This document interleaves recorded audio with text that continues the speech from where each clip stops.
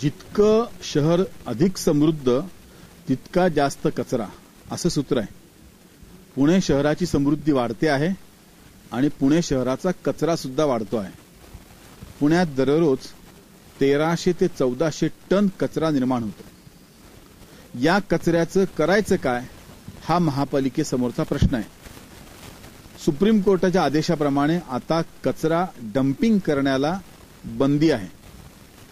आम्ही पूर्वी कोथरूडमध्ये कचऱ्याचे डोंगर उभे केले, आता उरळी देवाची येथे कचऱ्याचे डोंगर उभे आहेत. त्याने स्थानिक नागरिकांचं जीवन हैराण झालेलं आहे. पाण्याची गुणवत्ता बिघडली आहे, जमिनीचा पोत नासला आहे. लोकांना कचरा डेपो नको आहे.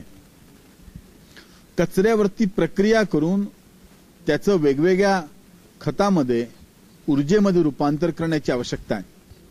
मी महापालिकेत असं प्रस्तावित केलं आहे की पुणे शहरात दररोज निर्माण होणारा 400 टनाचा हॉटेल कचरा हा आपण जर STP मध्ये म्हणजे सुएज ट्रीटमेंट प्लांट यामध्ये जर टाकला तर त्यातून आपण मोठ्या प्रमाणात गॅसची निर्मिती करू शकतो आणि त्या गॅसपासून वीज निर्माण होऊ शकते.